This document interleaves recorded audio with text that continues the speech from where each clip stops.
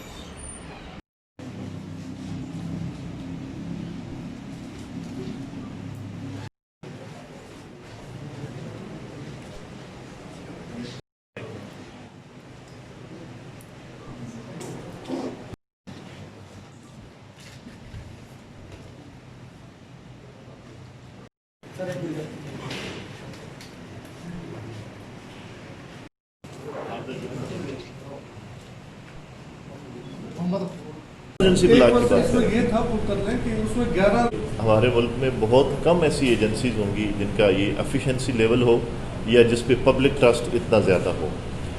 Floods हों, fire emergency हों, otherwise कोई एक्सीडेंटल एमरजेंसीज हों, सबको बड़ी अच्छी तरह से इन्होंने रिस्पॉन्ड किया।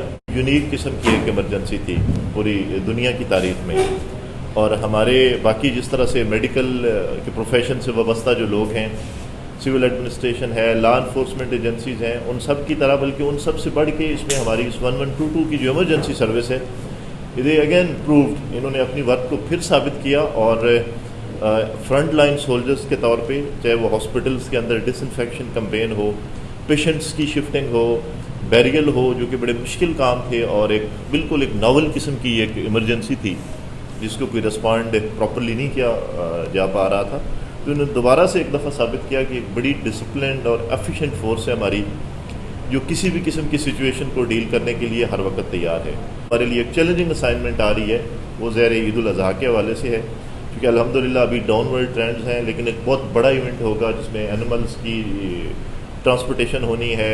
सेक्रीफाइशल एनिमल्स के लिए पॉइंट्स बनने हैं हमारे स्पेशल, और मवेशी मंडियाँ जो लगनी हैं, तो उसके हवाले से भी इंशाल्लाह हम एक जामिया पॉलिसी तरतीब दे रहे हैं जिसमें जितने SOPs जो मिनिस्ट्री ऑफ हेल्थ ने इशू किए हैं उनको इम्प्लीमेंट करवाएंगे। और उसमें अगेन बड़ा मेजर रोल होगा बाकी साहब का और इनकी सारी टीम का, कि वहाँ पे लोगों को और जो ट्रांसपोर्ट शिफ्ट कर रही होगी एनिमल्स को, उनको बाकायदा डिसइंफेक्ट भी किया जाए और बाकी जितने भी हैं उन पे SOPs पे अमल जरूर करवाएगा। इमीडिएटली तो मानसून के हवाले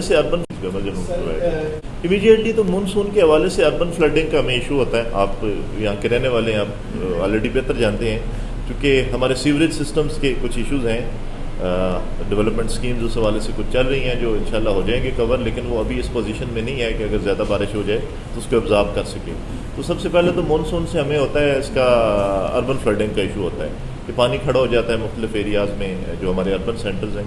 उसके लिए प्रिपेयर्डनेस लेवल हमारा ठीक है। मैंने खुद जाके इनके पंपिंग स्टेशन वगैरह भी चेक किए हैं मेट्रोपॉलिटन कॉरपोरेशन की और बाकी जितनी सारी हमारी TMAs हैं उसके लिए।